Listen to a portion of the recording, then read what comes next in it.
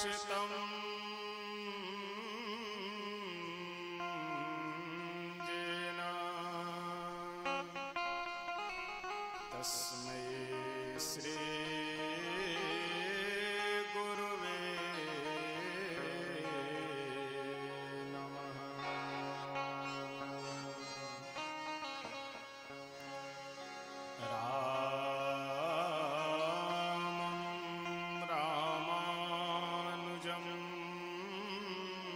सीता भरतं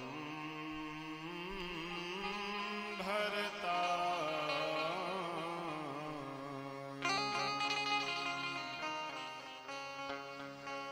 सुग्रीवं वायुसूनुं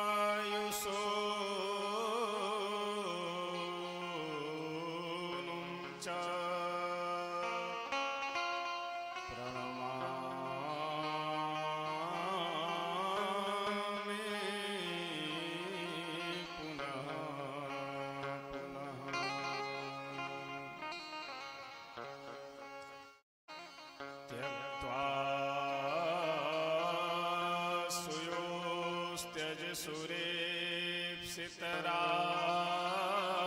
सुरेप्सितराजलक्ष्मी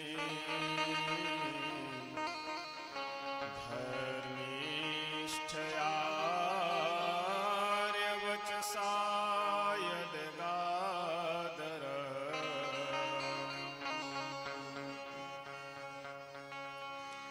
मायामृगं दैतथेप्सितमन्वधावत्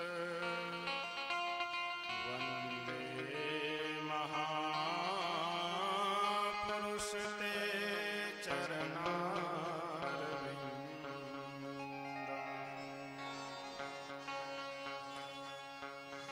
सीतानाथ समारम्भा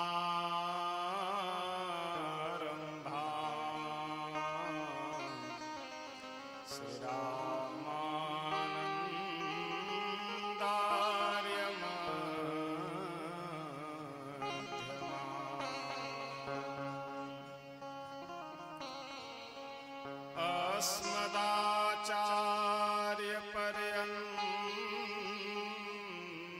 अस्मदाचार्यपर्यन्ता वन्दे श्री गुरुपरम्परा।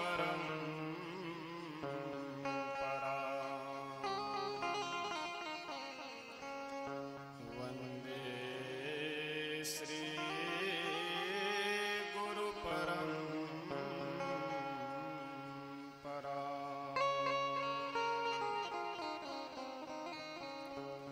आइए हम सभी भक्त दो बार भगवान नाम संकीर्तन करते हैं, उसके बाद फिर कथा प्रसंग में प्रवेश करेंगे। सीताराम सीताराम सीताराम सीताराम सीताराम सीताराम जय सीताराम। सीताराम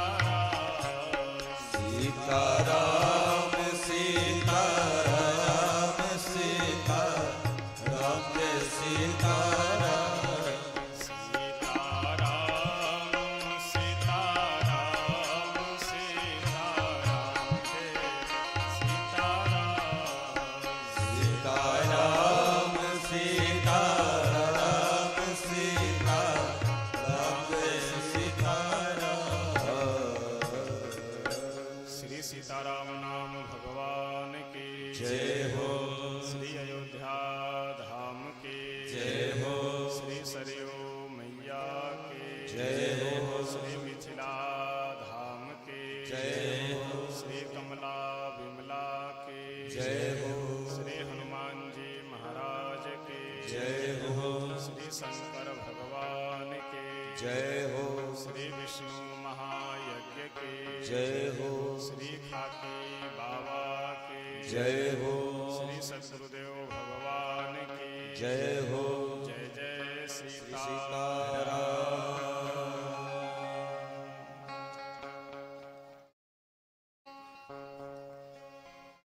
अखिल ब्रह्मांड नायक अकारण करुणा वरुणालय भक्त वांछा कल्पतरु श्री सीताराम जी भगवान श्री राम कथा के परम रसिक श्री हनुमतलाल जी महाराज, परम पूज्य श्री सद्गुरुदेव भगवान जी एवं यह श्री सीताराम नाम जप महायज्ञ एवं श्री विष्णु महायज्ञ दोनों जिनके सानिध्य में संयोजन में बड़े ही आनंद और हर्षोल्लास पूर्वक संपन्नता की ओर अग्रसर है, ऐसे इस यज्ञ के यज्ञकर्ता व्यवस्थापक श्री राम अयोध्या दास जी महाराज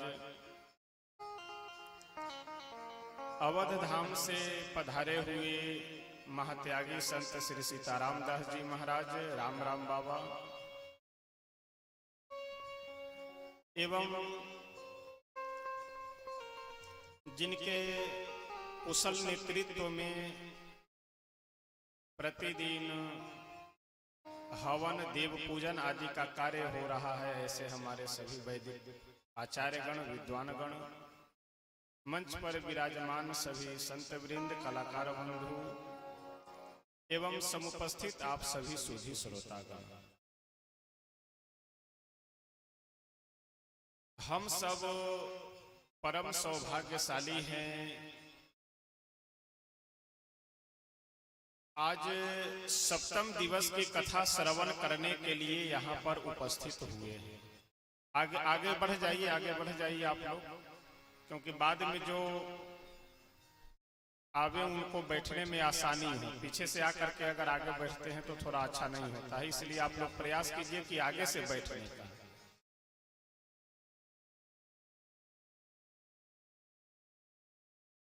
श्री सीताराम भगवान की असीम अनुकंपा से हम सब प्रतिदिन यहाँ पे उपस्थित होकर के उन्हीं की मंगलमयी, उन्हीं की सुंदर कथा का आनंद हम सब ले रहे हैं। श्री सीताराम नाम का जप भी श्रवण कर रहे हैं। मंदिर में विराजमान श्री ठाकुर जी का भी दर्शन लाभ प्राप्त कर रहे हैं। प्रतिदिन वैदिक मंत्रों का भी हम सब लोग श्रवण लाभ प्राप्त कर रहे हैं। एक साथ कई आयोजन, एक साथ कई सारे सत्कर्म और स्वयं के कल्याण करने योग्य कार्य हम सब लोग एक साथ यहाँ प्राप्त कर रहे हैं।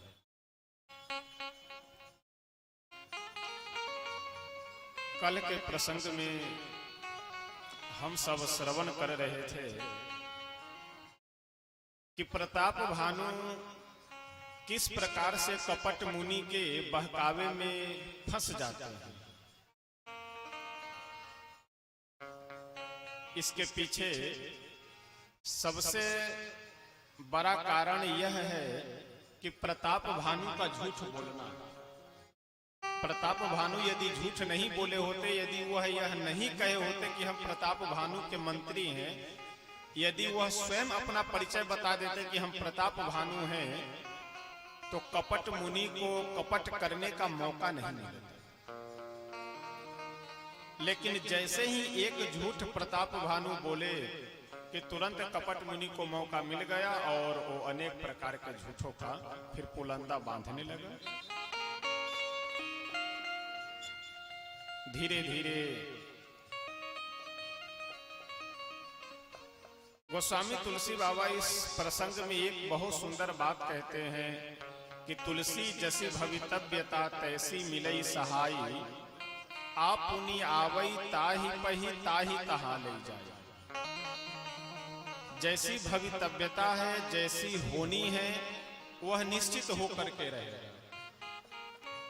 चाहे उस होनी के पास आप पहुंच जाए या वह होनी आपके पास पहुंच जाए, लेकिन होनी वह निश्चित होकर के रहता है। प्रताप भानु कपट मुनि के जाल में फंस करके अपने पूरे वंश को बर्बाद कर लेता है।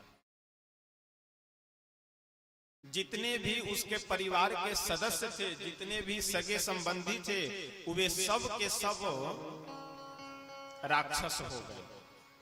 प्रताप भानु तो स्वयं रावण नाम से विख्यात होता है। प्रताप भानु का एक छोटा भाई है जिसका नाम है अरिमर्दन। वह अरिमर्दन कुंभकर्ण के नाम से प्रसिद्ध होता है। और प्रताप भानु के ही एक मंत्री हैं जिनका नाम है धर्मरुचि। वो धर्मरुचि जी विभीषण जी के नाम से प्रख्यात है। और प्रताप भानु के परिवार में जितने भी नाती पोते अन्य सदस्य गण थे, वे सभी घोर भयंकर राक्षस हो जाते हैं। इनके पिता का नाम है विश्वेश्रवा। ब्रह्मा जी के पुत्र महर्षि पुलस्त्य और पुलस्त्य जी के पुत्र हैं विश्वेश्रवा, और विश्वेश्रवा जी के पुत्र ये रावण, कुंभकर्ण और विभीषण जी। और कुबेर जी भी श्री विश्वेश्रवा जी के ही पुत्र हैं। एक दिन की बात है, रावण अभी कम उम्र के थे। कुबेर अपने पिताजी से मिलने के लिए, पिताजी का दर्शन करने के लिए विश्वेश्रवा जी के आश्रम पे आए। विश्वेश्रवा जी का दर्शन करने के लिए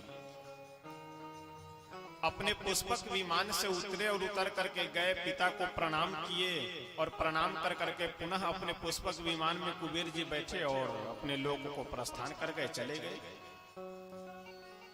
अच्छा, एक बात का ध्यान रखिएगा, कुबेर जी की माँ अलग है और रावण की माँ अलग है। रावण की माँ का नाम है कैकसी और कुबेर की माँ अलग है। ये दोनों माँ अलग अलग है, पिता एक है विश्वेश्रवा जी। कैकसी से जाकर के रावण पूछा कि माँ, अभी एक बहुत ही सुंदर व्यक्ति आया हुआ था जो पिताश्री को प्रणाम करके गया है, ये कौन है? अब कैकेयी ईर्ष्यावश, डाहवश कैकसी अपने पुत्र रावण से बोली कि एक रिश्ते में तो तुम्हारे भाई लगेंगे, तुम्हारे बड़े भाई हैं, और देखो कितने प्रतिभावान और कितने ऊंचे पद पे हैं, और एक तुम नाली का कीड़ा जन्म लिए हो कि कोई तुम्हारी हैसियत नहीं है, कोई तुमको जानने वाला नहीं है, और ये तुम्हारा भाई ही लगेगा, इसको पूरे संसार में लोग जानते हैं। इस बात से रावण बहुत ही दुखी हुआ और चल पड़ा कहां? वन की ओर साधना करने के लिए, तपस्या करने के लिए। और बहुत कठिन तपस्या करता है। लगभग 10,000 वर्षों तक एक पैर पे खड़े होकर के उसने साधना की। इसके तप से प्रसन्न होकर के भगवान भोले शंकर वर देने के लिए आते हैं, और साथ में ब्रह्मा जी भी। वैसे रावण तपस्या तो किया है ब्रह्मा जी से वर प्राप्त करने के लिए, लेकिन जब ब्रह्मा जी आए तो साथ में शंकर भगवान को भी लेते आए, क्योंकि ब्रह्मा जी को पता थी यह बात कि रावण क्या मांगने वाला है। जैसे रावण के पास आए, ब्रह्मा जी बोले कि पुत्र वर मांगो। रावण बोला कि पितामह हमें यही आशीर्वाद दीजिए कि हम अजर अमर हो जाए। ब्रह्मा जी बोले कि देखो ये तो असंभव है, अजर अमर का होने का वरदान तो हम नहीं दे सकते। जहां से तुम्हें डर लगता हो वहां से तुम निर्भय हो जाओ। गोस्वामी तुलसी बाबा बहुत सुंदर लिखते हुए कहते हैं, मनुज जाति दुई बानर मनुज जाति दुई बानर मनुज जाति दुई बारे, बानर मनुज जाति दुई बारे, हम काहू के मरही हमारे, हम काहू के मरहि न मारे, हम काहू के मरही हमारे। हम काहू के मरहि न मारे।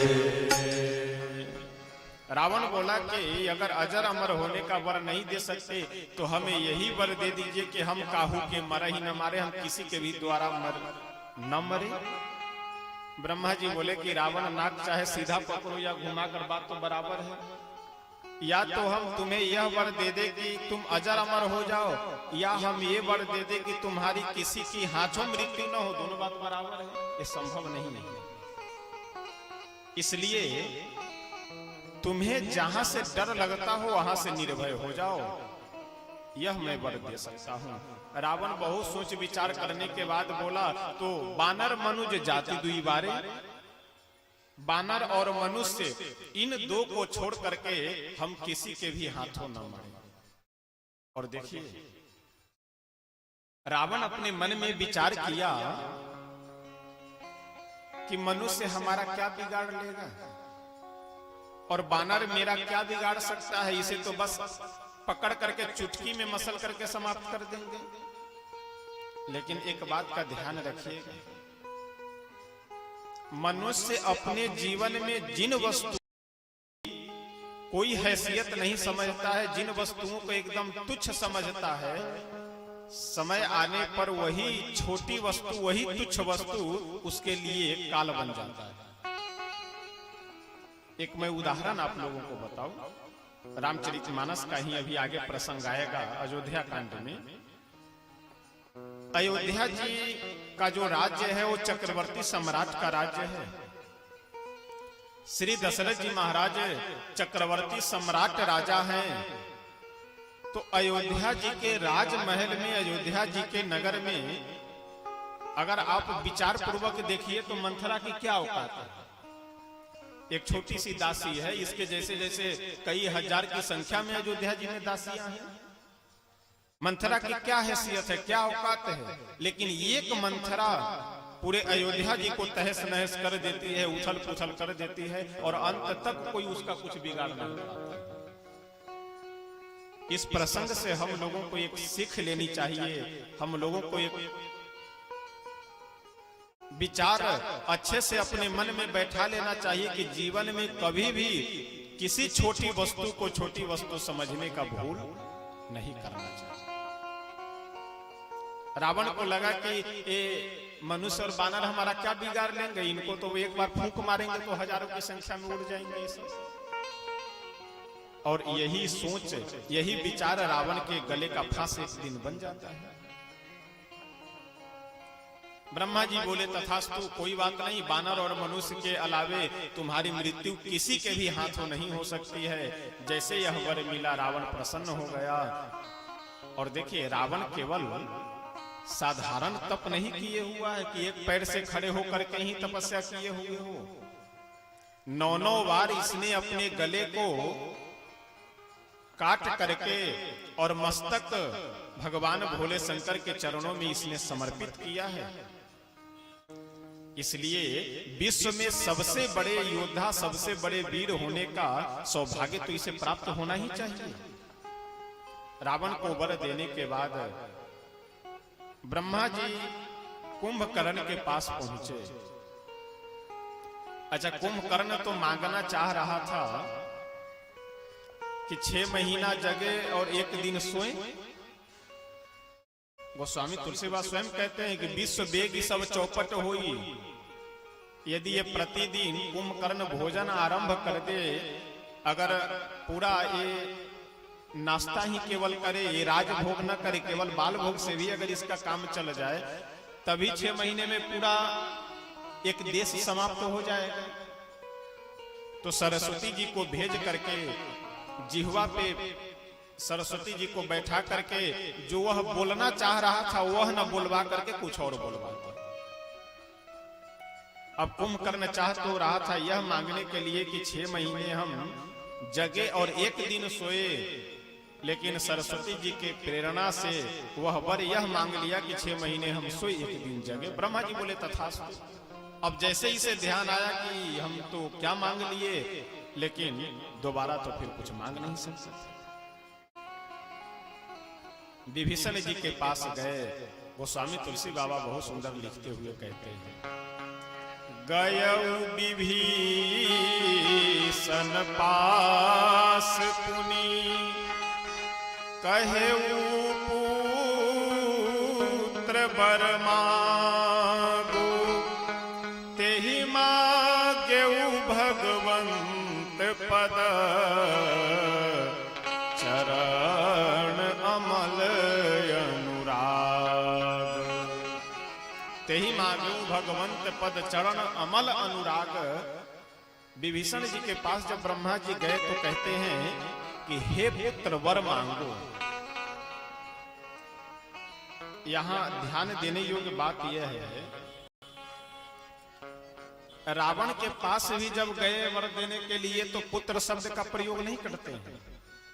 कुंभकर्ण को भी जब वर देने के लिए ब्रह्मा जी गए तो पुत्र शब्द का प्रयोग नहीं करते हैं, लेकिन विभीषण जी को जब वर देने के लिए गए तो क्या कहते हैं, हे पुत्र वर मांगो। क्यों? क्योंकि ब्रह्मा जी जान रहे हैं कि यह विभीषण जो है यह भगवान के चरणों की भक्ति मांगने वाले हैं, भगवान के चरणों में प्रेम मांगने वाले हैं। तो वास्तव में प्रेम करने योग्य भी यही है। इस प्रसंग से हम लोगों को क्या संकेत मिल रहा है कि देवता लोग भी उसी से प्रेम करते हैं, देवता लोग भी उसी से संबंध बनाना चाहते हैं कि जो भगवान के भक्त। कहे पुत्र वर मांगो, अते ही मांगे। अच्छा, विभीषण जी क्या मांगे कि निष्काम भाव से मेरा प्रेम हो श्री सीताराम जी के चरणों में। अमल प्रेम का मतलब क्या होता है? निष्काम प्रेम, जिसमें कोई स्वार्थ न हो। हम लोगों का जो प्रेम है ना, वो स्वार्थ वाला प्रेम है।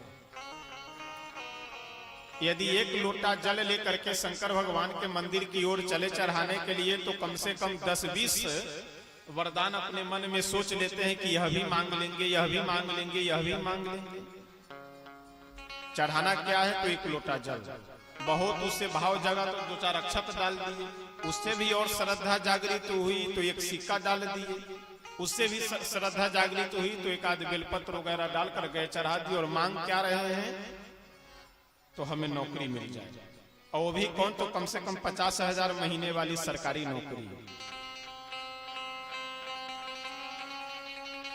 ये क्या है? ये मल वाला प्रेम है। लेकिन भगवान विशेष कृपा किस पे करते हैं?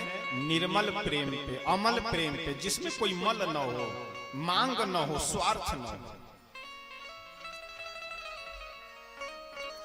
कई बार आपको लोग मिल जाएंगे यह कहने वाले कि यह बताओ, तुम पूजा करने के लिए जाते हो, तुम्हें क्या मिल रहा है, क्या तुम्हें मिलेगा और क्या मिलता है? अगर उसे आप कुछ इधर उधर की बात बताइए तो तुरंत दुनिया भर के अपने बुद्धि का दुरुपयोग करेगा। इसलिए सबसे अच्छा उत्तर है कि उसे सीधा आप कह दीजिए कि हमें अच्छा लगता है। बात अब क्यों अच्छा लगता है ये कोई प्रश्न नहीं। आप भी पूछ सकते तुम्हें क्यों नहीं अच्छा लग रहा है, तुम बताओ पहले अपनी बात, तुम्हें क्यों नहीं अच्छा लग रहा है? हमें अच्छा लग रहा है इसलिए हम भजन कर रहे हैं, हमें अच्छा लग रहा है इसलिए हम राम राम कर रहे हैं, हमें अच्छा लग रहा है इसलिए मंदिर में जाकर के झाड़ू लगा रहे हैं, अच्छा लग रहा है इसलिए हम कर रहे हैं। अब तुम्हें नहीं लग रहा है मत करो। एक बहुत सुंदर प्रसंग है। एक भक्त सुबह सुबह बढ़िया आरती की थाली सजा करके और शंकर भगवान के मंदिर में जा रहा था पूजा करने के लिए। रास्ते में एक बुद्धि का दुरुपयोग करने वाला व्यक्ति मिल गया। बोला ठहरो, कहाँ जा रहे हो? अब सुबह सुबह ओम नमः शिवाय भाव में भरा हुआ ये भक्त जा रहा था। वह बोला कि ठहरो, कहाँ जा रहे हो? वह भक्त बोला कि कहाँ जाएंगे, बस जा रहे हैं भोले बाबा के मंदिर में पूजा करने के लिए। बोले जाना, चले जाना पूजा करने के लिए, लेकिन पहले मेरे प्रश्नों का उत्तर तो दो। वह भक्त बोला कि अब काहे सुबह सुबह बुद्धि खराब कर रहे हो, बस जाने दो, अभी पूजा करने के लिए जा रहे हैं, आते हैं तो फिर बात करेंगे। बोले ठीक है, अच्छा कोई बात नहीं, चले जाना, केवल इतना बता दो कि जो तुम्हारे थाली में दीपक जल रही है, इस दीपक में ज्योति कहां से आई? अब वह भक्त मन ही मन सोचा कि अभी मैं इसे कहूंगा कि इस दीपक में ज्योति माचिस के तिल्ली से, तो फिर यह पूछेगा कि माचिस के तिल्ली में यह ज्योति कहां से आई, और फिर मैं बोलूंगा कि माचिस के तिल्ली में कंपनी में फैक्ट्री में डाला गया, तो फिर पूछे फैक्ट्री में कहां से आई। तो ये बुद्धि का दुरुपयोग करेगा। भगवान की कृपा से एक सुंदर भाव मन में जगा, फूंक मार करके उसने दीपक ही बुझा दिया। अगला आदमी बोला कि बड़े विचित्र आदमी हो तुमने मेरे प्रश्नों का उत्तर दिया नहीं और दीपक बुझा दिया। वह भक्त बोला कि अब मैं तुमसे पूछता हूं कि तुम बताओ कि इस दीपक की ज्योति गई कहां? बोले क्या मतलब, हमें नहीं बता सकते कि दीपक की ज्योति कहाँ गई? वो भक्त बोला कि हे महापुरुष, तुम ये नहीं बता सकते कि ये इस दीपक की ज्योति कहाँ गई, और हम ये नहीं बता सकते कि दीपक में ज्योति आई कहाँ से, तो ये आए गए के चक्कर में काहे अपने बुद्धि का दुरुपयोग कर रहे हो? शांति से स्वयं भी रहो, शांति से और लोगों को भी रहने दो। कुछ लोगों का यह स्वभाव होता है। तो हमें अच्छा लगता है इसलिए हम प्रेम कर रहे हैं, और प्रेम सराहनीय वही है, भक्ति सराहनीय वही है कि जिसमें कोई स्वार्थ न हो, जिसमें कोई मांग न हो, जिसमें कोई चाह न हो। विभीषण जी महाराज ब्रह्मा जी से वर मांगते हैं कि हमें भगवान श्री सीताराम जी के चरणों में निर्मल प्रेम हो। सबको वर देने के बाद ब्रह्मा जी चले गए। इधर रावण दोनों भाइयों को साथ में लेकर के आया और मन में सोचने लगा कि हम कहाँ अपना अड्डा बनावे, कहाँ अपना निवास स्थान बनावे। तो एक बहुत ही सुंदर त्रिकूट पर्वत पे लंका नाम की नगरी बनी हुई थी। इसके विषय में कई प्रसंग आते हैं, यदि उसमें उलझेंगे तो फिर लगभग घंटा डेढ़ घंटा उसी में लग जाएगा सुनाने में। कई प्रसंग आते हैं। कुछ लोग कहते हैं कि शंकर भगवान माँ पार्वती जी के निवेदन करने पर उस लंकापुरी का निर्माण करवाए हुए थे। कई जगहों पे अन्य भी कई प्रसंग आते हैं, लेकिन गोस्वामी तुलसी बाबा बहुत सुंदर लिखते हुए कहते हैं कि लंका नाम की एक नगरी है, त्रिकूट पर्वत पे वह नगरी विराजमान है, और उसी नगरी को रावण अपना नगर स्थापित करता है। आवाज क्यों दब गई?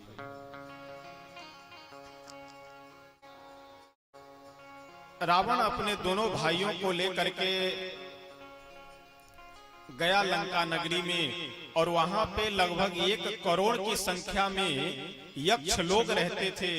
उन सभी यक्षों को वहां से भगा करके, उन सभी यक्षों को वहां से अलग करके और उस लंका को अपनी नगरी बना लेता है। उसमें समस्त अपने सभी परिकरों के सहित लंका में निवास करने लगा, लंका में रहने लगा। धीरे धीरे समय व्यतीत होता जा रहा है। एक दिन की बात है, रावण अपने सभी अनुयायियों को बुलाया, और धीरे धीरे समय व्यतीत होने के कारण रावण का भी विवाह हुआ। मैं दानव की पुत्री मंदोदरी के साथ है। फिर रावण कुंभकर्ण का भी विवाह करता है, विभीषण जी का भी विवाह करता है। धीरे धीरे समय बीतने के पश्चात बेटे पोतों की कोई गिनती नहीं है, असंख्य पूरे लंका नगर रावण के वंश से व्याप्त हो गया, रावण के वंश से भर जाता है पूरी लंका नगरी।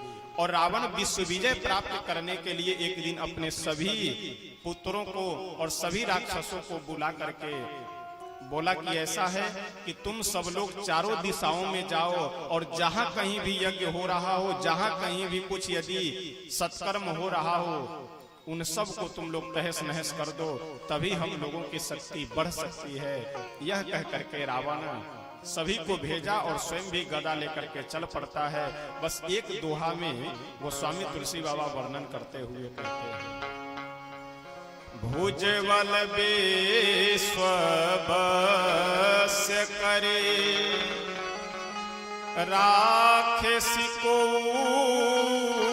न स्वतंत्र, मंडलिक मणि रावण, राज करई निज मंत्र। भुजबल विश्व वस्य करी, राक्षसी को न स्वतंत्र। रावण इस पूरे पृथ्वी पे किसी को भी स्वतंत्र नहीं छोड़ा, और पृथ्वी पे ही नहीं पाताल में भी, और पृथ्वी पे पाताल में ही नहीं अपितु आकाश में भी, यानी ऊपर के जितने 7 लोक हैं उन लोगों को भी, और नीचे के जो 7 लोक हैं उन लोगों को भी रावण स्वतंत्र नहीं छोड़ा, सबको अपने भुजाओं के बल से बस में कर लेता है।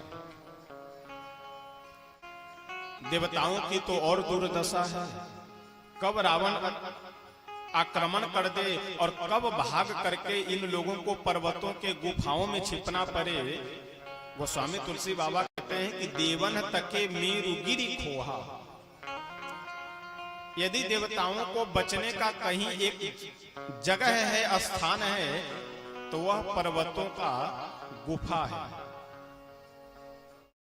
आप लोग अगर कभी पर्वत के गुफा में कहीं प्रवेश किए हुए होंगे, गए होंगे घूमने फिरने, तो आप देखे होंगे कि अंदर में गुफा चाहे जितना बड़ा हो, लेकिन जाने वाला जो द्वार होता है वह छोटा सा होता है, झुक करके या लेट करके या बैठ करके जाना पड़ता है। देवताओं से किसी ने पूछा कि हे देवता, आप लोगों को जब यह राक्षस परेशान करते हैं, राक्षस जब दौड़ाते हैं, तो आप लोग भाग करके गुफा में ही क्यों छिपते हैं? किसी महल में या बड़े बिल्डिंग में और बड़े मकान वगैरह में क्यों नहीं छिपते हैं? देवता लोग बोले कि उसका कारण है।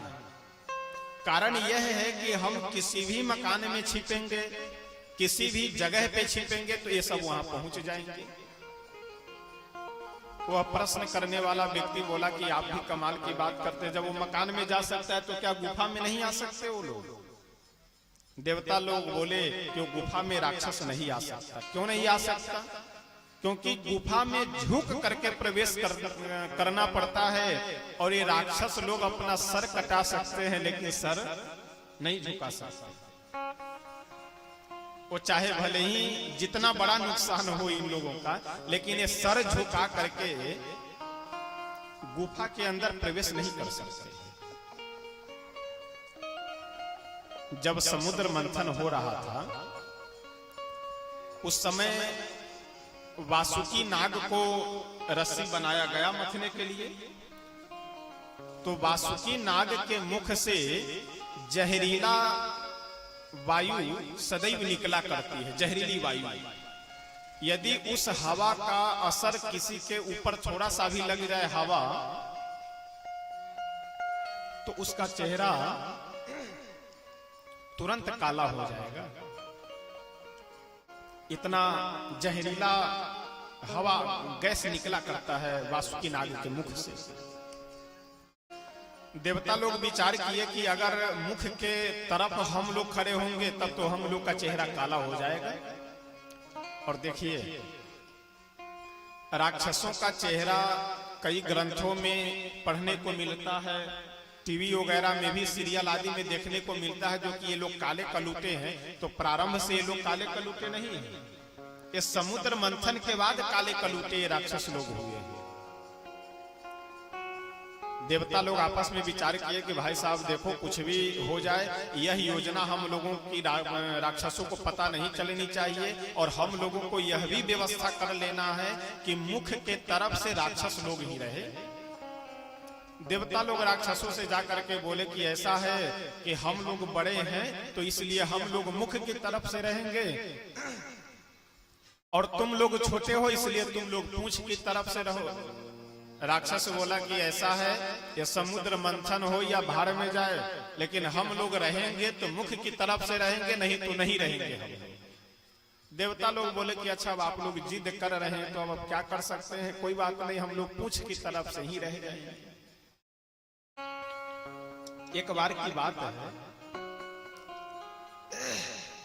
ये देवता लोग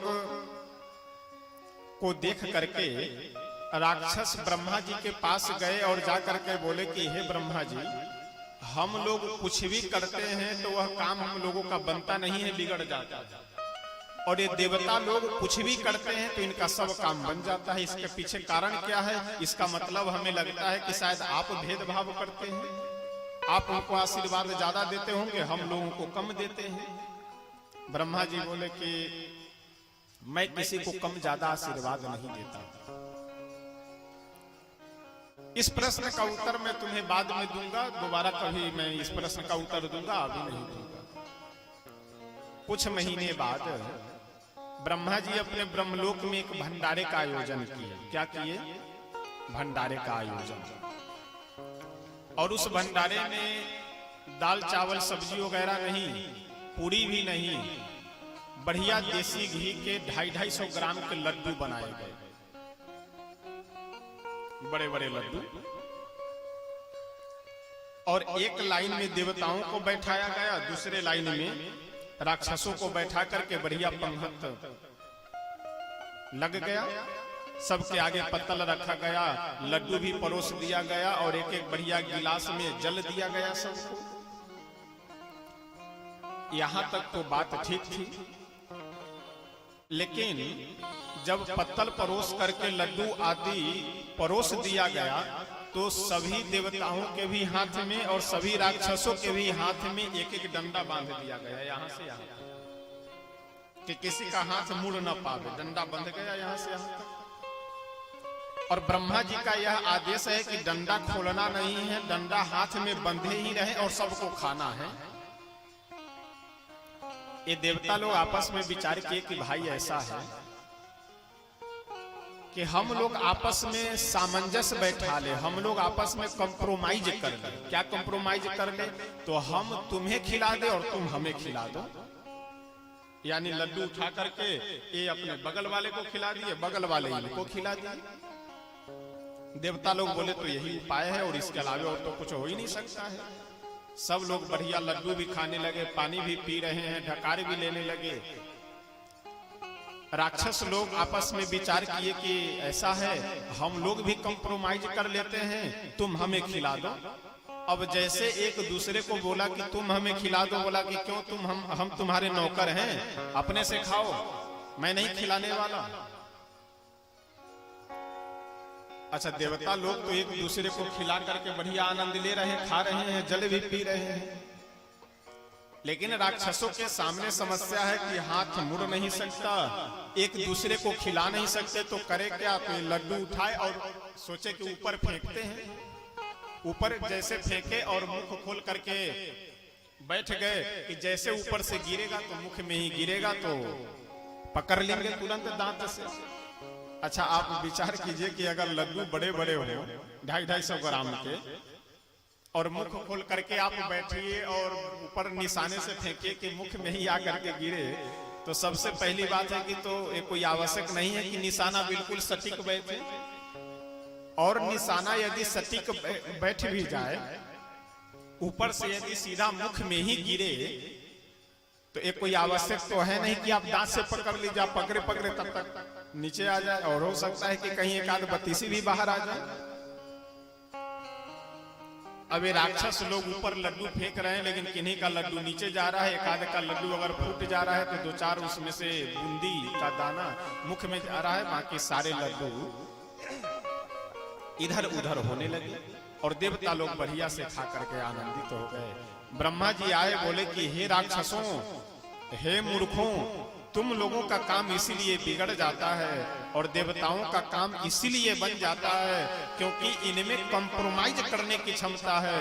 ये लोग सामंजस्य बैठा लेते हैं, एक दूसरे का सम्मान करते हैं, और तुम में एक दूसरे का सम्मान करने की क्षमता नहीं है, इसलिए तुम लोग का काम कोई नहीं हो पाता।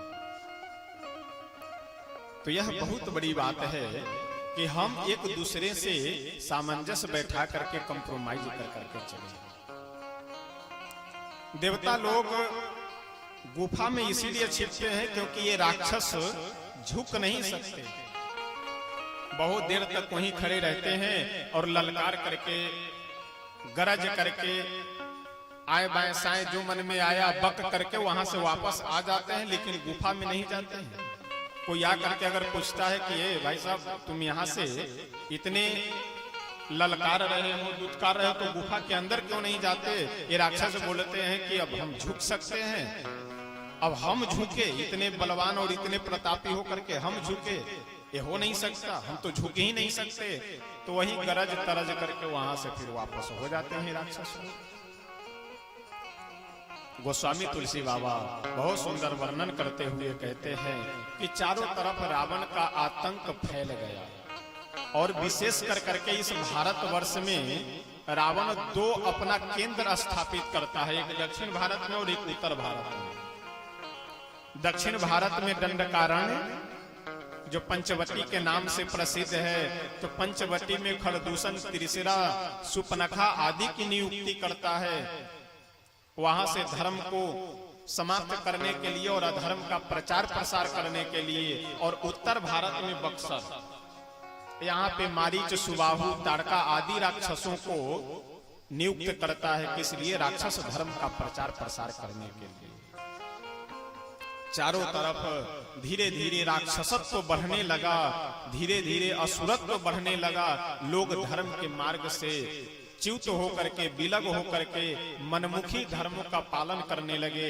जो मन में आवे वही धर्म है, जो मन में ना आवे वह धर्म नहीं है। इस तरह से चारों तरफ अधर्म का परिवेश बढ़ने लगा। गोस्वामी तुलसी बाबा बहुत सुंदर लिखते हैं, कहते हैं बाढ़े खल बहु चोर जुआर, बाढ़े खल बहु चोर जुआर,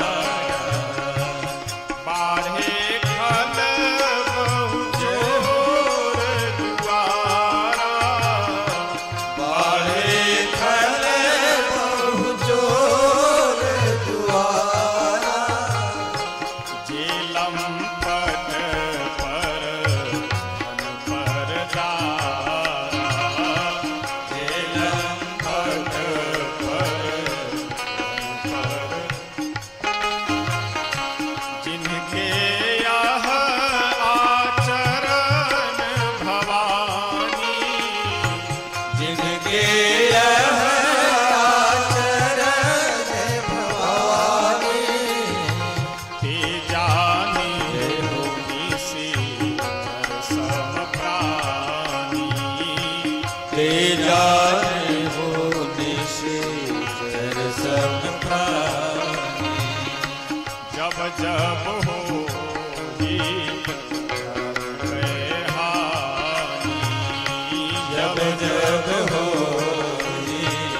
धर्म के हानि, जब जब हो ही धर्म के हानि, जब जब हो धर्म के हानि, बाढ़हि असुर अधम अभिमानी, बाढ़हि असुर अधम अभिमानी, बाढ़हि असुर अधम अभिमानी, बाढ़हि असुर अधम अभिमानी,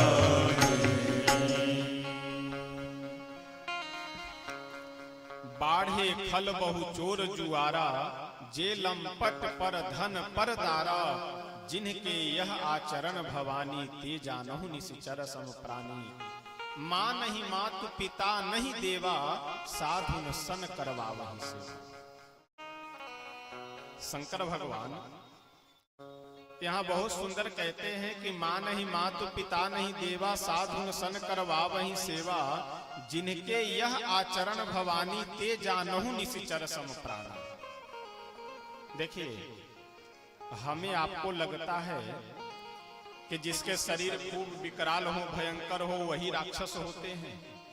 जिनके दांत निकले हुए हो, माथे पे सींग हो, खूब भयानक चेहरा हो,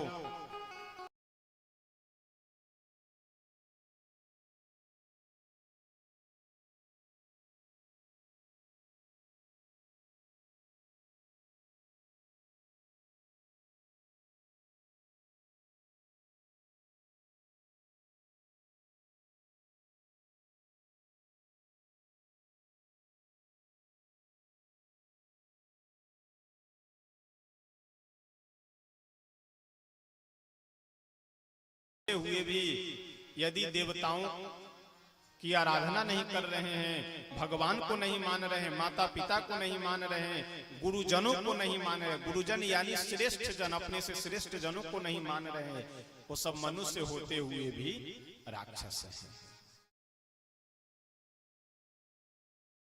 जब जब हो ही धर्म कै हानि, बाढ़ ही असुर। देखिए, ये असुर शब्द जो है, ये असुर शब्द भी बड़ा ही सुंदर और विचित्र शब्द है। इस पे जब आप विचार करेंगे, सुर का मतलब होता है व्यवस्थित रहना। जैसे ढोल बजाने से पहले उसके रस्सी को टाइट करते हैं, बजा कर देखते हैं और कहते हैं कि ढोल अभी सुर में नहीं है, तो रस्सी को टाइट करके क्या करते हैं, उसे सुर में लाते हैं ढोल। हारमोनियम यदि 2-4-5 वर्षों तक छोड़ दीजिए, उसे कभी बजाइए मत, और उसके बाद लेकर के यदि आप बजाएंगे तो उसमें से आवाज इधर उधर जब आने लगती है तो लोग कहते हैं कि हारमोनियम बेसुरी हो चुकी है, इसको पहले सुर में करवाओ तब बढ़िया बजेगा। यानी जैसे इन साज बाजों का सुर बिगड़ जाता है, उसी तरह से हमारे आपके पास भी बहुत सारे साज बाज हैं, बहुत सारे बाजे हैं। आंख क्या है, एक बाजा ही तो है। मुख क्या है, एक बाजा ही तो है। कान क्या है, एक बाजा ही तो है। यदि आंख से जो देखना चाहिए वही आप देख रहे हैं तो आपका आंख रूपी बाजा सुर में है, और जो नहीं देखना चाहिए वह देख रहे हैं तो इसका मतलब आंख रूपी बाजा आपका सुर में नहीं है, आपके आंख रूपी बाजा बेसुरी है। कान से जो सुनना चाहिए वही यदि आप सुन रहे हैं तब तो कान रूपी बाजा सुर में है, और नहीं तो बेसुरी है। यानी असुर का मतलब क्या है? असुर ऐसा नहीं है कि जो राक्षस हैं, जो निशिचर हैं, उन्हीं को असुर कहा जाएगा। असुर का मतलब वह है कि जो अपने मुख का, आंख का, कान का सदुपयोग न कर रहे हो, गलत उपयोग कर रहे हो, वो सब मनुष्य होते हुए भी हम असुर हैं। हमारा आपका जो यह इंद्रिय रूपी बाजा है यह सुर में नहीं है। वास्तव में मनुष्य का लक्षण ही यही है कि जो व्यक्ति परोपकारी हो, दूसरे को दुख और कष्ट को समझने वाले व्यक्ति हो, वही मनुष्य। एक बहुत सुंदर भजन है, आइए हम लोग गा करके तब आगे बढ़ेंगे कि मनुष्य का लक्षण क्या है, मनुष्य को क्या करना चाहिए। इस भजन में बहुत सुंदर वर्णन है। किसी के काम जो आए उसे इंसान कहते हैं। किसी के काम जो आए उसे इंसान कहते हैं। किसी के काम जो आए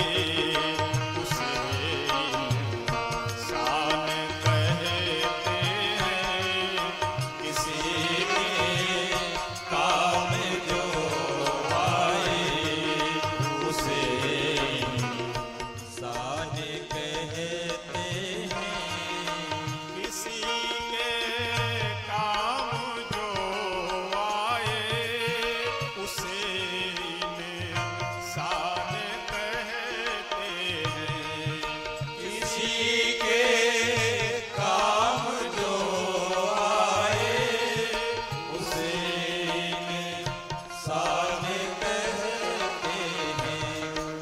पराया दर्द जो समझे उसे इंसान कहते हैं। पराया दर्द जो समझे उसे इंसान कहते हैं। किसी के काम जो आए उसे इंसान कहते हैं, पराया दर्द जो समझे उसे इंसान कहते हैं।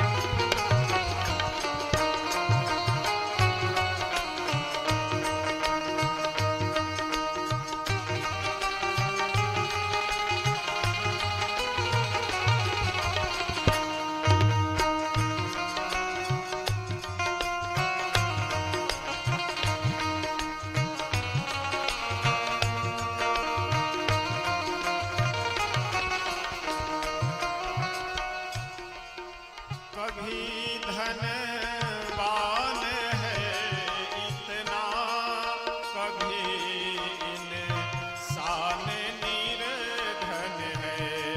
कभी धनवान है इतना, कभी इंसान निर्धन है। कभी सुख है कभी दुख है, इसी का नाम जीवन है।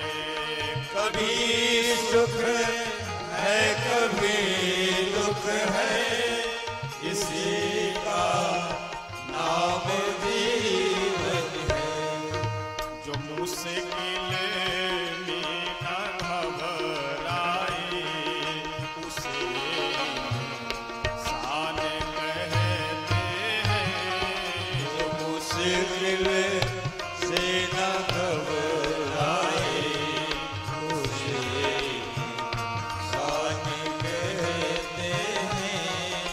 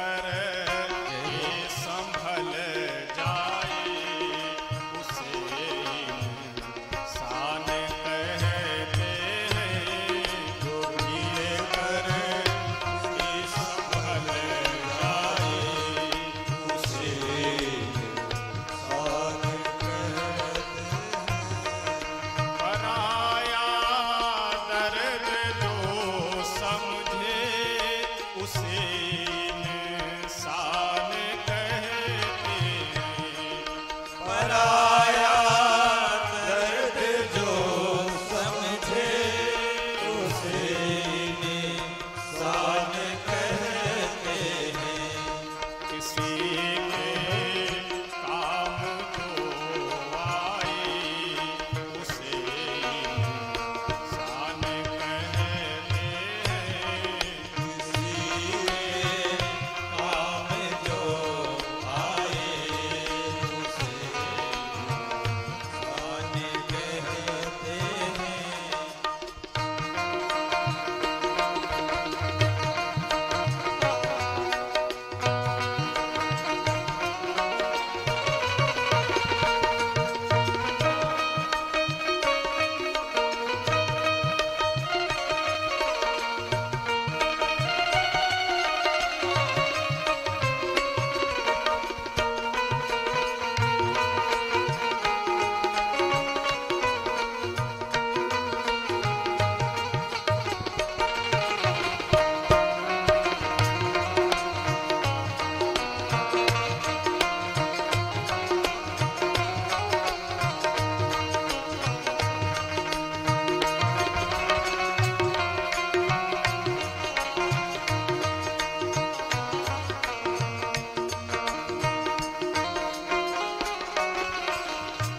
और मनुष्य जीवन यदि मिला हुआ है तो ऐसा हो ही नहीं सकता कि हमसे कुछ गलती न हो। तो इसलिए गलती होना कोई आश्चर्य की बात नहीं है। उस गलती से हम सीख करके पुनः दोबारा उस गलती को न करें, इसकी विशेषता है, यह होनी चाहिए। जय हो। तो गलती के पीछे बहुत अफसोस करने की आवश्यकता नहीं है। उससे सीख करके दोबारा हम गलती न करें और आगे बढ़ते रहे, यह मनुष्य का लक्षण है। अगर गले की रुलाते हैं तो राहें भी दिखाती है। अगर गलती रुलाती है तो राहें भी दिखाती है। अगर गलती रुलाते हैं तो राहें भी दिखाती है। अगर गलती रुलाती है तो राहें भी दिखाती है। मनुज गलती का पुतला है जो अक्सर हो ही जाती है। मनुज गलती का पुतला है जो अक्सर हो ही जाती है। जो कर ले एक गलती तो उसे साध कहते हैं। जो कर ले एक गलती तो उसे इंसान कहते हैं। किसी के काम जो आए उसे इंसान कहते हैं। किसी के काम जो आए उसे इंसान कहते हैं। पराया दर्द जो समझे उसे इंसान कहते हैं। पराया दर्द जो समझे उसे इंसान कहते हैं।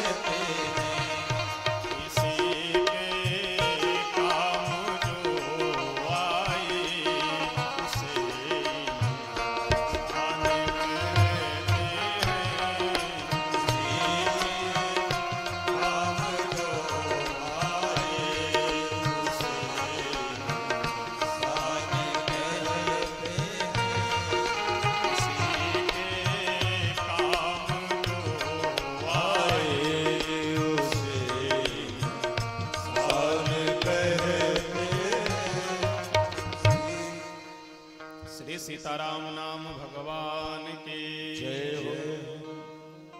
पराया दर्द जो समझे उसे इंसान कहते हैं।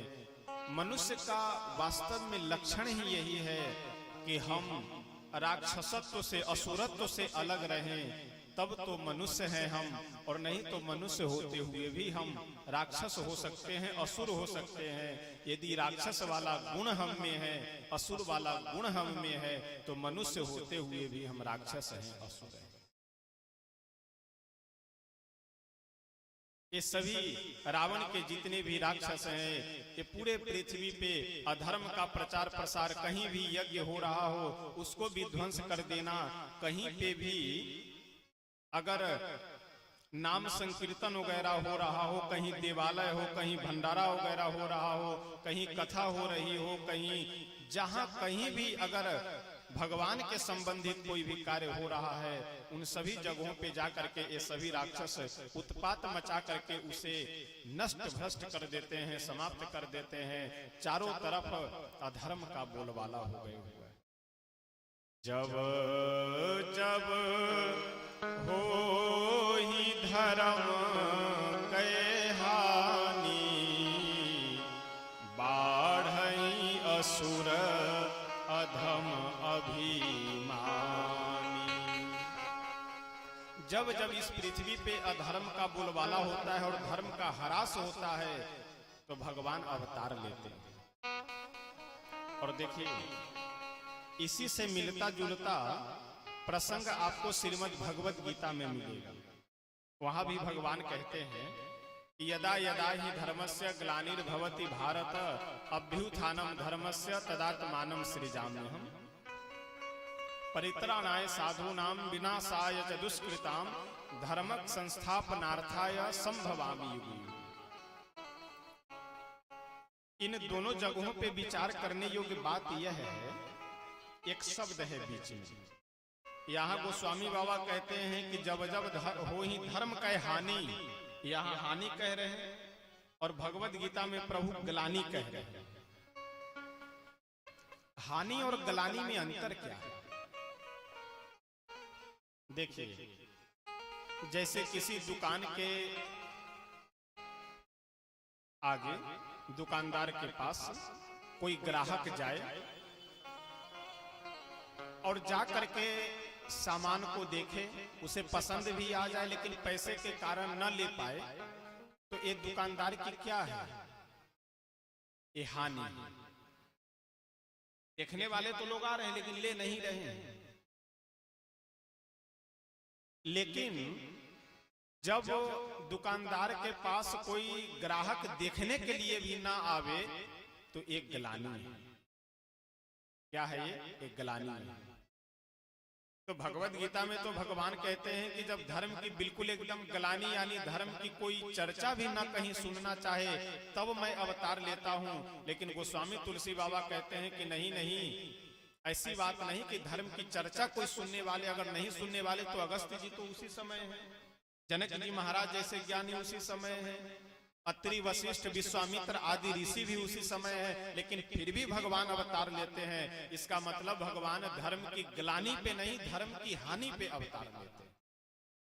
यानी धर्म की व्यवस्था है, लेकिन अधिकतर लोग अधर्म के राह पे चलने वाले अधर्मी हो चुके हैं, इसलिए भगवान अवतार लेते हैं। और मर्त्यावतारस्त्वेव मर्त्य शिक्षणम रक्षो वधाय न तु केवलम विभो कुतो अन्यथा स्याद रमतः स्वयात्मनः सीता कृतानि व्यसनानि स्वरस्य। भगवान का जो यह मनुष्य अवतार है ना, ये मुख्य रूप से अपने भक्तों को आनंद देने के लिए आते हैं। और साथ में जब अपने भक्तों को आनंद देने के लिए आते हैं, तो जो इधर उधर दो चार छिटपुट राक्षस लोग रहते हैं, उनको भी निपटाए यहां से चले जाते हैं। लेकिन प्रभु से जब पूछा गया कि इस धराधाम पे आप क्यों आते हैं, किस लिए आते हैं, किनके लिए आते हैं, तो भगवान अपने श्रीमुख से स्वयं कहते हैं कि इस धराधाम पे मैं किसी और कारण से नहीं, मैं तो अपने भक्तों के लिए आता हूं। नारद जी से भगवान स्वयं कहते हैं, तुम सारी खे संत प्रिय मोह,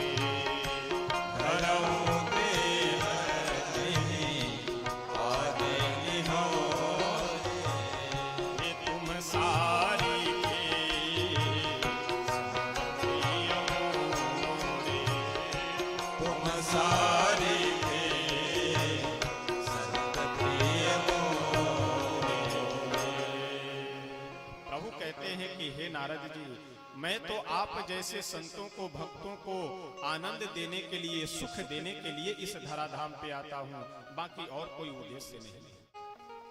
भृकुटि विलास सृष्टि लय होई, जिनके भाव के इशारे मात्र से पूरे विश्व का विनाश हो जाता है, पूरा संसार समाप्त हो जाता है। उन भगवान को, रावण आदि राक्षसों को मारने के लिए इस धराधाम पे आने की जरूरत नहीं है। वो तो हम आप भक्तों को आनंद देने के लिए। यदि इस धराधाम पे आकर के लीला नहीं किए होते तो हम सब यहाँ काहे के लिए बैठते हैं? लीला किए तभी तो उस प्रसंग को सुनने के लिए, उनकी कथा सुनने के लिए यहाँ हम सब लोग बैठे हैं। रावण के आतंक से, अत्याचार से सभी देवता त्रस्त हो चुके हैं, परेशान हो चुके हैं। सब ब्रह्मा जी के पास गए और जाकर के बोले कि पितामह आप ही वर दे करके उसे बढ़ाए हैं, तो इसलिए आप ही रावण के कोई मृत्यु का मार्ग बनाइए, कोई रास्ता बनाइए। उसके आतंक से हम सब लोग परेशान हो चुके हैं। और साथ में पृथ्वी मैया भी है। पृथ्वी माता तो ब्रह्मा जी से कहती है कि हे पितामह, गिरि सरि सिंधु भार नहीं मोही, जस मोही गरुड़ एक पर द्रोही। मेरे ऊपर पूरे समुद्रों का भार है, मेरे ऊपर समस्त पर्वतों का भार है, लेकिन इन समुद्र और पर्वतों का भार मुझे उतना बोझ नहीं लगता है कि जितना एक परद्रोही व्यक्ति हमारे मस्तक के ऊपर भार लगता है। परद्रोही का मतलब दूसरे से ईर्ष्या करने वाला, दूसरे से जलने वाला। देखिए, मैं बार बार निवेदन करता हूं, जैसे कल भी हमने निवेदन किया था, आज पुनः एक बार और निवेदन कर दे रहा हूं कि आप यदि किसी को नीचे गिराना चाह रहे हैं, ध्यान से सुनिएगा, यदि आप किसी को नीचे गिराना चाह रहे हैं, यदि उसका प्रारब्ध प्रबल है, समझ गए? प्रारब्ध प्रबल का मतलब पुण्यवान व्यक्ति है, उसके पूर्व जन्म का संस्कार यदि अच्छा है, तो आपके वह नीचे गिराने से नीचे नहीं गिरेगा, वह आगे ही बढ़ेगा, अपितु आपका समय बर्बाद है। और कल हमने इस प्रसंग पे विस्तार से चर्चा किया था, आप लोग को सुनाया था कि आपके पास में एक दिन मिला हुआ है। इस दिन को चाहे आप स्वयं को आगे बढ़ाने में लगा लीजिए या किसी दूसरे को पीछे गिराने में लगा दीजिए, आप एक ही उपयोग कर सकते हैं, दूसरा उपयोग नहीं कर सकते। तो बुद्धिमानी किसमें है? हम अपने आप को आगे बढ़ाने में लगा। और मनुष्य की सबसे बड़ी यदि कोई कमजोरी है तो कमजोरी यही है कि हम लोग हाथ धो करके, सतुआ बांध कर करके दूसरों के पीछे पड़े रहते हैं। एक आदमी बहुत परेशान था, शंकर भगवान की आराधना किया और शंकर भगवान से बोला कि प्रभु हम बहुत दुखी हैं, तो हमको ऐसा आशीर्वाद दीजिए कि हम सुखी हो जाए, प्रसन्न हो जाए। अच्छा, शंकर भगवान जब आए वर देने के लिए और यह भक्त जब इस तरह का वर मांगा तो भोले बाबा मनुष्य के खोपड़ी की कमी समझते थे। भोले बाबा अपने झोली से एक शंख निकाले और निकाल करके उस मनुष्य को देते हुए बोले कि ये लो शंख, और जो भी तुम अपने मन में इच्छा करोगे और इस शंख को बजाओगे वह तुम्हारी इच्छा पूरी हो जाएगी, लेकिन शर्त है, शर्त यह है कि तुम्हें एक मिलेगा तो पड़ोसी को डबल मिलेगा। शर्त। भोले बाबा जानते थे मनुष्य की खोपड़ी की भले ही भूखों मर जाए, लेकिन पड़ोसी की उन्नति ये नहीं देख सकता है। अब वह आदमी तो शंख लिया और लेकर के जैसे वहां से चला, मन ही मन बिल्कुल झुझलाया हुआ, क्रोधित की बताओ तपस्या हम करे, साधना हम करे और मौज पड़ोसी काटेंगे, चाहे भले ही हमें भूखे मर जाना पड़े, लेकिन मैं कभी शंख नहीं बजाऊंगा। घर में आया, शंख को एक कमरे में किनारे फेंक दिया और जैसे था वैसे रहने लगा। ये बात कहीं से उसके पत्नी को सूचना मिल गई कि इस तरह की बात है। ये सज्जन जब एक बार घर से बाहर गए किसी काम से, तो उसकी पत्नी स्नान वगैरह कर करके आई और शंकर भगवान की बड़े ही भाव श्रद्धा से आराधना की और शंख को लेकर के बजाई और बोली कि हे भोले बाबा, जब बरसात होती है तो हम लोगों को पूरा दिन रात बैठ करके बिताना पड़ता है, इसलिए बढ़िया एक महल बन जाए तो इनका तो एक महल बढ़िया तैयार हो गया, लेकिन पड़ोसी जी सबको डबल डबल मकान और अलग अलग रंग के, अलग अलग कलर के। पुनः शंख को बजाई और बोली कि हे भोले बाबा, मेरे दरवाजे पे बढ़िया एक दुधारू गौ बंध जाए तो इनके दरवाजे पे तो एक गौ, लेकिन पड़ोसी को डबल दो दो गौ, एक साहीवाल तो एक बढ़िया गिरी गाय। हमारे दरवाजे पे एक बढ़िया रथ खड़ा हो जाए तो पड़ोसी के दरवाजे पे डबल, जो एक मांगे वह डबल। जब वह सज्जन अपने काम से निवृत्त होकर के घर आया तो देखा कि सब बदला हुआ है। समझ गया रहस्य, लगता है कि पत्नी मेरी शंख बजा दी है। अब तुरंत घर गया और बुला करके बोला कि अजी सुनो। बाहर आई पत्नी, बोली क्या बात है, शंख बजाई हो तुम क्या? उसकी पत्नी बोली तो क्या करे, मर रहे हैं भूखों, घर में बैठने के लिए नहीं, रहने के लिए नहीं, खाने के लिए नहीं, और जब इतना बढ़िया व्यवस्था मिला हुआ है तो क्या दिक्कत है शंख बजाने में? मुझसे नहीं रहा गया, मैं बजा दी शंख। बोले ठीक है बजा तो दी, लेकिन शंख कहाँ है, जल्दी लेकर के आओ।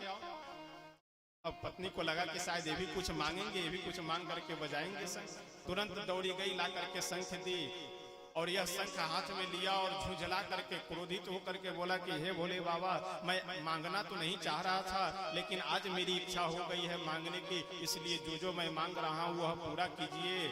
मेरे दरवाजे पे एक कुआं खुद जाए, कह करके शंख बजा दिया। मेरे दरवाजे पे एक कुआं खुद जाए, और जैसे शंख बजाया तो इनके दरवाजे पे एक कुआं और पड़ोसी के दरवाजे पे डबल। पुनः शंख बजाया और बजा करके बोला कि हे भोले बाबा, मेरे एक आंख फूट जाए, और जैसे यह कह करके कि मेरी एक आंख फूट जाए तो इनका तो एक साफ हुआ, पड़ोसी के दोनों साफ। दरवाजे पे कुआं भी एक नहीं दो और आंख भी एक नहीं, दोनों साफ, तो क्या करें? देखिए यह प्रसंग है, हो सकता है यह सही है या गलत है, अलग की बात है, लेकिन इसका जो संदेश है, इसका जो संकेत है वह 100% सही है। हम सब की यही तो दुर्दशा है। आज आदमी अपने दुख से जितना दुखी नहीं है, उतना अपने पड़ोसी, अपने परिवार वाले को सुख को देख करके दुखी है। अच्छा, हम लोग के पास में समस्या ज्यादा रहती है। तमाम लोग आएंगे, महाराज जी क्या बतावे, बड़े परेशान है इस समय। क्यों भाई, क्या बात है, कोई बीमारी, कोई समस्या? बोले नहीं नहीं, कोई बीमारी, हम तो बिल्कुल स्वस्थ हैं। परिवार में कोई धन संपत्ति? बोले नहीं नहीं, कमाने खाने की सब व्यवस्था है, कोई दिक्कत नहीं, भोजन पानी में भी। फिर क्यों परेशान है? तो कहते हैं कि यही तो हम समझ नहीं पा रहे हैं कि हम परेशान क्यों हैं। तो दिन रात साथ में रहते रहते और दिन रात इन्हीं सब व्यवस्थाओं में रहते रहते भगवान की कृपा से थोड़ा अनुभव तो हो ही जाता है। तो उनसे मैं तुरंत पूछता हूँ, अगर इस तरह के कोई व्यक्ति मेरे पास आते हैं, उनसे मैं पूछता हूँ कितने भाई हैं? तो महाराज जी हम 3 भाई हैं। अच्छा, तो बाकी दोनों भाई हैं वो आपसे पैसे में कमजोर है या पैसे में या धन संपत्ति में ज्यादा है? बोले महाराज जी बस अब पूछिए मत, दोनों भाइयों से कमजोर यदि कोई है तो मैं ही हूँ। अगर सबसे ज्यादा संपन्न है, हमसे कई गुना ज्यादा सुखी संपन्न अगर कोई है तो हमारे दोनों भाई हैं। हम कहे कि आपकी परेशानी का कारण यही है, ये जो आपकी खोपड़ी में बात बैठी हुई है, पड़ोसी कोई हो, चलो बैकुंठ में वो मिलेंगे। कोई यहाँ, कोई वहां, कोई इधर, कोई उधर, सब इधर उधर की बातें बता रहे हैं। लेकिन भोले बाबा बहुत सुंदर कहते हैं कि हे देवी पार्वती, उस समाज में, उस सभा में मैं भी विद्यमान था, मैं भी उपस्थित था। जब मेरा नंबर आया तो मैंने भी अपने विचार को रखा। गोस्वामी तुलसी बाबा बहुत सुंदर वर्णन करते हैं। तेहि समाज गिरी जा मैं रहे,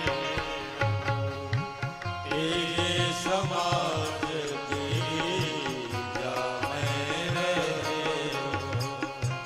तेहि समाज गिरी जा मैं रहे हो, तेहि समाज गिरी जा मैं रहे हो, अवसर पा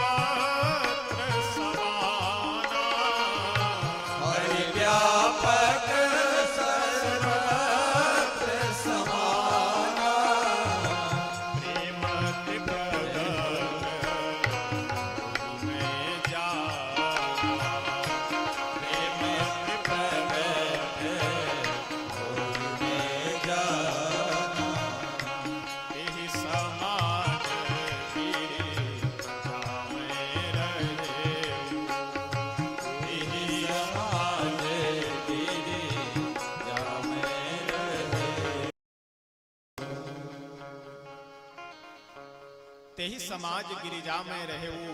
भोले बाबा कहते हैं कि हे पार्वती, हे गिरिजा, उस समाज में, उस सभा में मैं भी बैठा था, मैं भी उपस्थित था। और जब मेरा समय आया, मेरी बारी आई बोलने की, तो हमने सभी देवताओं से और ब्रह्मा जी से कहा कि ऐसा है, आप लोगों का जो विचार है, किन्हीं का विचार है कि वैकुंठ में मिलेंगे प्रभु, किन्हीं का विचार है क्षीर सागर में मिलेंगे, किन्हीं का विचार है यहाँ वहाँ, आप सब लोगों का विचार ठीक है, कोई दिक्कत नहीं, मैं किसी के बात को गलत नहीं कह रहा।